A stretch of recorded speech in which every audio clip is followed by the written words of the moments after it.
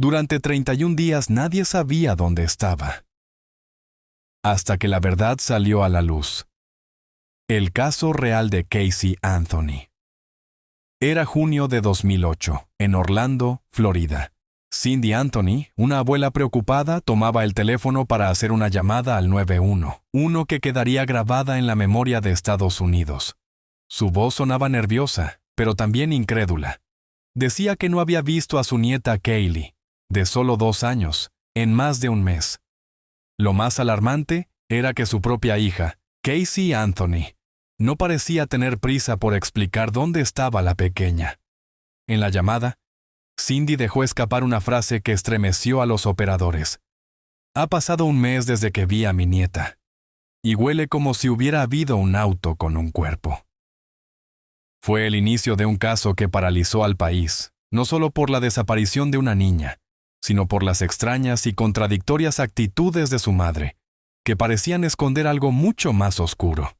Durante 31 días, Kaylee había estado ausente. Y nadie fuera de la familia lo sabía. La pregunta que todos se harían después era, ¿cómo pudo ocurrir algo así sin que nadie dijera nada antes? Casey Marie Anthony nació el 19 de marzo de 1986 en Warren, Ohio, pero creció en Orlando, Florida, junto a sus padres, George y Cindy Anthony, y su hermano mayor, Lee. Desde afuera, los Anthony representaban a la típica familia de clase trabajadora estadounidense. Casa propia en un barrio tranquilo, vecinos que se conocían por nombre y una rutina marcada por el trabajo y las actividades familiares. Pero esa fachada de normalidad escondía tensiones y dinámicas que, con el tiempo, tendrían un peso enorme.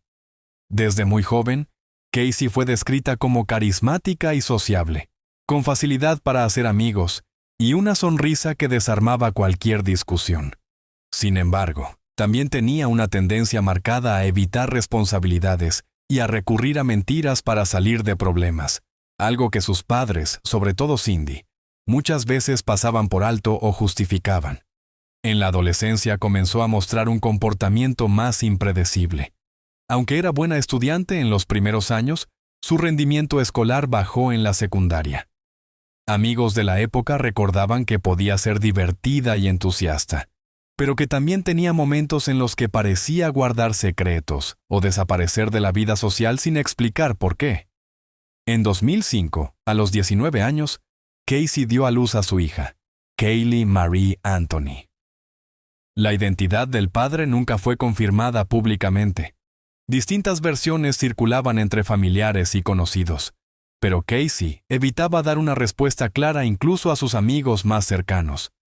Kaylee se convirtió rápidamente en el centro de atención de los Anthony. Cindy, la abuela, se involucró profundamente en su cuidado, al punto de ser quien pasaba más tiempo con la niña mientras Casey alternaba entre trabajos temporales y salidas con amigos. Las fotos familiares mostraban a Kaylee como una niña alegre, de sonrisa contagiosa y siempre bien cuidada. La imagen pública de Casey era la de una madre joven que, aunque dependía de sus padres, se mantenía presente en la vida de su hija.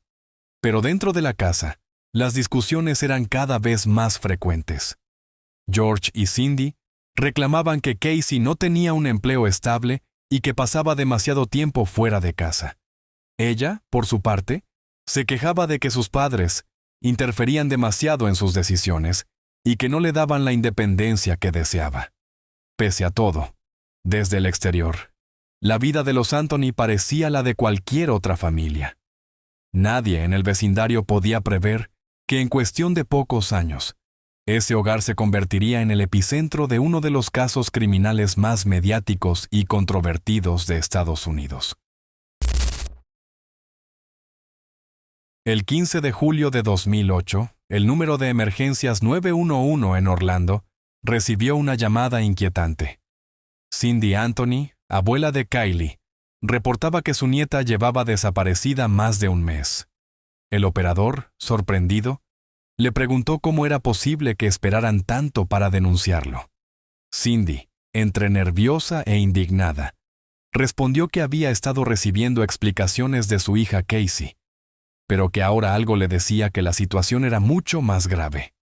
Según Cindy, Casey había asegurado durante semanas que Kaylee estaba al cuidado de una niñera llamada Zenaida Sani Fernández González.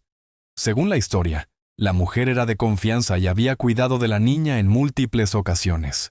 Casey afirmaba que Sani la había llevado a lugares como parques y centros comerciales, e incluso inventaba detalles sobre sus conversaciones. Pero cuando la policía intentó localizar a esta niñera, descubrió que no había registro alguno de su existencia. En las horas previas a la denuncia, Cindy había recuperado el coche de Casey, un Pontiac Sunfire, que había sido remolcado después de permanecer abandonado en un estacionamiento. Al abrirlo, un olor penetrante y extraño la golpeó de inmediato. Más tarde, le diría al operador del 911, «Huele como si hubiera habido un cuerpo». Esa frase, cruda y directa, sería clave para el inicio de la investigación. Los oficiales que llegaron a la casa notaron que Casey parecía calmada, incluso despreocupada, algo que contrastaba con la actitud ansiosa de su madre. Durante el interrogatorio inicial, Casey mantuvo la versión de que Kaylee estaba con la niñera, pero su relato estaba plagado de huecos y contradicciones. Decía que había estado buscando a Sani por su cuenta, que no quería involucrar a la policía para no asustar a la mujer, y que había pasado esos días quedándose en casa de amigos y en fiestas, algo que se comprobó mediante fotos publicadas en redes sociales. La cronología que Casey entregó a los investigadores no coincidía con los registros de llamadas, los mensajes de texto, ni los testimonios de las personas con las que supuestamente había estado. En pocas horas, la historia de la niñera comenzó a desmoronarse. El caso pasó de ser una búsqueda por un menor desaparecido a una investigación criminal de alto perfil. La prensa se hizo eco de inmediato. Los noticieros mostraban imágenes de Kaylee sonriendo en fotos familiares, mientras se repetían las grabaciones de la llamada al 911 y las primeras entrevistas policiales a Casey. La nación entera comenzaba a seguir el caso, sin saber que lo que estaba por descubrirse sería mucho más perturbador que la historia de una simple desaparición. Tras la denuncia, los detectives de la oficina del sheriff del condado de Orange comenzaron a revisar cada afirmación de Casey Anthony. El objetivo era simple: confirmar la existencia de la niñera, rastrear el paradero de Kaylee y reconstruir los últimos días en que se la había visto con vida. La primera gran sorpresa llegó cuando Casey llevó a los agentes al supuesto departamento de Zenaida Fernández González. La puerta estaba cerrada y un administrador del edificio informó que ese apartamento había estado vacío durante meses. Ninguna persona con ese nombre había vivido allí. Además, las descripciones físicas que Casey daba de Sani variaban en cada declaración. A veces hablaba de una mujer alta, otras de una mujer más baja. En ocasiones decía que era hispana, en otras que era blanca. Mientras tanto, los investigadores examinaron el Pontiac Sunfire de Casey. Dentro del maletero encontraron una bolsa de basura con comida en descomposición, pero el olor que impregnaba el interior no correspondía únicamente a residuos domésticos. Expertos forenses recogieron muestras del aire y del material absorbente del maletero. Más tarde, los análisis detectaron la presencia de compuestos químicos asociados con la descomposición orgánica. También hallaron un solo cabello que, bajo pruebas microscópicas, mostraba signos de haber provenido de un cuerpo en ese estado. Paralelamente, la policía recuperó datos del ordenador de Casey. Allí encontraron búsquedas en Internet relacionadas con cloroformo, métodos para dejar inconsciente a una persona y la frase «romper el cuello». Estos hallazgos no solo levantaron sospechas, sino que fueron interpretados por la Fiscalía como indicios de una posible planificación. La comunidad, que inicialmente había mostrado empatía por una madre joven y supuestamente angustiada, comenzó a dudar. Las fotos que salieron a la luz en redes sociales mostraban a Casey asistiendo a fiestas, bebiendo y sonriendo, en fechas que coincidían con el periodo en que Kaylee ya estaba desaparecida. Para la opinión pública, esa imagen de madre de luto empezó a derrumbarse. La familia Anthony, especialmente Cindy y George, quedó atrapada en un conflicto emocional. Defender a su hija o aceptar que podía estar implicada en la desaparición de su nieta. La presión mediática creció y el caso pasó de ser un suceso local a un fenómeno nacional. Los canales de noticias transmitían en vivo desde la casa de los Anthony, mientras miles de voluntarios y equipos de búsqueda rastreaban zonas boscosas, pantanos y carreteras en busca de cualquier pista. Pero mientras la policía seguía cada posible rastro, una verdad incómoda se hacía cada vez más evidente. No había indicios de que Kaylee estuviera viva, y todas las rutas de investigación apuntaban a la misma persona, su madre. El 11 de diciembre de 2008, casi 6 meses después de la denuncia, un trabajador de servicios públicos llamado Roy Kronk caminaba por una zona boscosa en el área de Suburban Drive, a poco más de 1 kilómetro de la casa de los Anthony. Había sido enviado a revisar una tapa de alcantarilla, pero algo fuera de lugar llamó su atención. Una bolsa plástica, deteriorada por el tiempo y la intemperie, entre la maleza y hojas secas. Al acercarse, notó que dentro había un objeto de tela de color claro, junto a pequeñas prendas infantiles. Alarmado, llamó de inmediato al 911. Los agentes llegaron al lugar y establecieron un perímetro, pero pronto confirmaron lo que muchos temían. En el interior de esa bolsa, había restos humanos en avanzado estado de descomposición. Junto a ellos, había una manta con dibujos infantiles, cinta adhesiva adherida a parte de la calavera y fragmentos de una bolsa de basura similar a las que se encontraron en la casa de los Anthony. Los peritos forenses recogieron cuidadosamente cada pieza de evidencia, conscientes de que cualquier detalle sería crucial en el juicio. Los análisis de ADN confirmaron poco después lo inevitable. Los restos pertenecían a Kaylee Marie Anthony. La noticia sacudió a todo Estados Unidos. Los medios interrumpieron su programación para dar cobertura en vivo, y las imágenes de la zona acordonada se repitieron una y otra vez en televisión. Para los investigadores, el hallazgo no solo cerraba la fase de búsqueda, sino que abría oficialmente la etapa más delicada: demostrar ante un jurado que Casey Anthony había sido responsable de la muerte de su hija. El hecho de que el lugar estuviera tan cerca de la casa familiar reforzaba la teoría de la fiscalía de que Casey había actuado sola y que, tras el hecho, había abandonado el cuerpo en un área que conocía bien. El informe forense, aunque no pudo determinar una causa exacta de muerte debido al estado de los restos, concluyó que la presencia de cinta adhesiva en la zona del cráneo sugería un acto intencional para impedir la respiración. La fiscalía se aferró a este detalle como elemento central de su caso. La defensa, por su parte, comenzó a preparar una estrategia radicalmente distinta: alegar que Kaylee había muerto de forma accidental en la piscina de la casa, y que Casey, aterrada por la reacción de su padre, había ocultado el hecho. Una versión que sería presentada meses después, cuando el juicio comenzara. Mientras tanto, la opinión pública ya había emitido su propio veredicto. Para la mayoría, Casey Anthony era culpable. Las vigilias por Kaylee se multiplicaron, y su nombre se convirtió en un símbolo de indignación y dolor en todo el país. El 24 de mayo de 2011, casi 3 años después de que se reportara la desaparición de Kaylee, comenzó uno de los juicios más mediáticos en la historia de Estados Unidos. Las cámaras de televisión transmitían cada momento en vivo, y millones de personas seguían el caso desde sus casas como si se tratara de una serie de suspenso real. La fiscalía, liderada por Jeff Ashton y Linda Drain Burdick, presentó a Casey Anthony como una joven fría, calculadora y profundamente irresponsable. Según su narrativa, Casey había asesinado deliberadamente a su hija para liberarse de la carga de la maternidad y así poder seguir con un estilo de vida centrado en fiestas, salidas nocturnas y relaciones amorosas sin restricciones.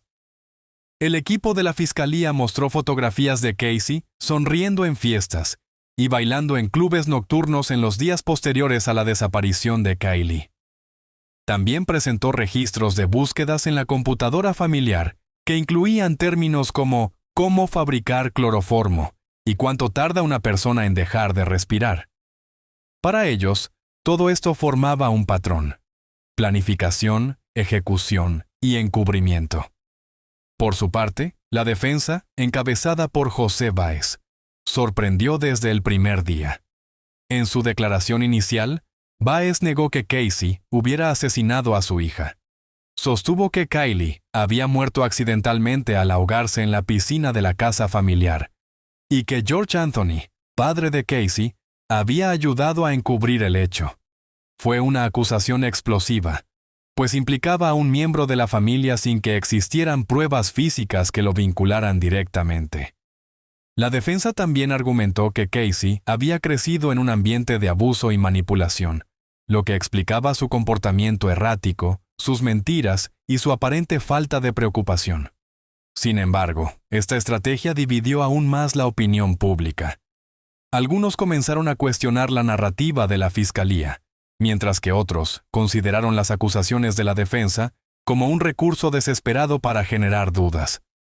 Durante el juicio, desfilaron más de 400 pruebas y casi 90 testigos, entre ellos vecinos, amigos, policías, peritos forenses y expertos en ciencias digitales.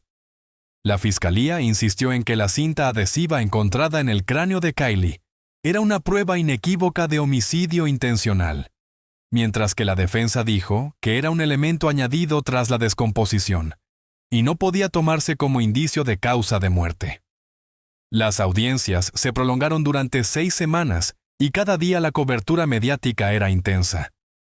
En la entrada de la corte, se reunían personas con pancartas exigiendo justicia para Kylie. Y en las redes sociales, el nombre de Casey Anthony se convertía en tendencia constante. Cuando llegó el momento de las deliberaciones, el país entero esperaba un veredicto de culpabilidad. Sin embargo, el 5 de julio de 2011, el jurado sorprendió al mundo. Casey Anthony fue declarada no culpable de homicidio en primer grado y de los otros cargos principales. Solo fue hallada culpable de 4 cargos menores por proporcionar información falsa a la policía. La reacción fue inmediata. Afuera de la corte, la multitud estalló en gritos de indignación. Algunos lloraban, otros insultaban, y las redes sociales se inundaron de mensajes de furia. Para muchos, la absolución era una injusticia monumental.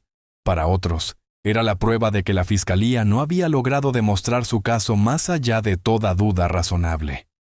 El juicio no solo dividió a la nación, sino que dejó un legado de desconfianza hacia el sistema judicial. La pregunta de ¿quién mató a Caylee Anthony? Quedó sin respuesta oficial. Y Casey, para gran parte del público, quedó marcada de por vida como la madre más odiada de América.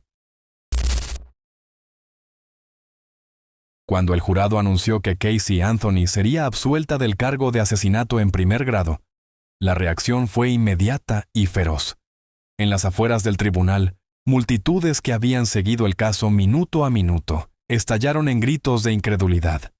Algunos lloraban, otros gritaban insultos, y muchos sostenían pancartas pidiendo justicia para Kylie. La transmisión en vivo mostraba rostros de personas que no podían creer lo que estaban viendo. Casey, por su parte, mantuvo una expresión contenida mientras el veredicto se leía.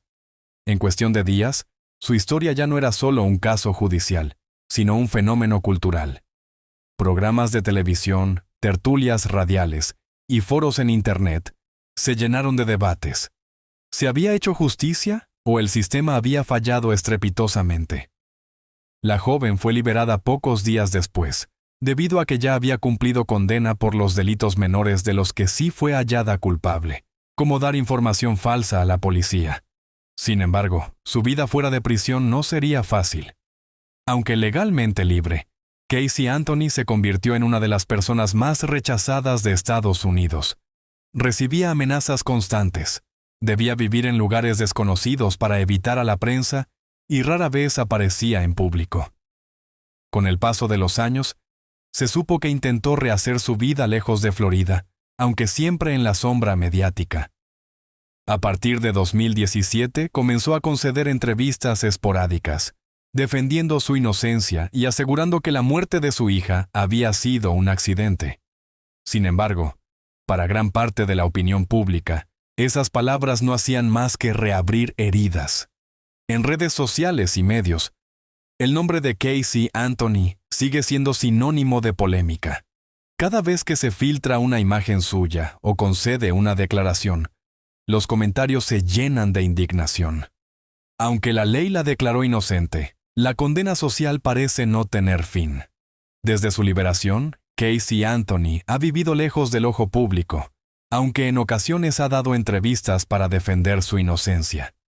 Su caso sigue siendo uno de los más polémicos en la historia judicial de Estados Unidos, no solo por el crimen en sí, sino por las actitudes, contradicciones y mentiras que rodearon la desaparición de Caylee. Es un recordatorio de que, en algunos juicios, la verdad absoluta puede quedar enterrada bajo capas de versiones enfrentadas, y que la justicia, a veces, no coincide con la percepción pública. Si esta historia te impactó, suscríbete para más casos reales, porque no siempre el veredicto cuenta toda la historia.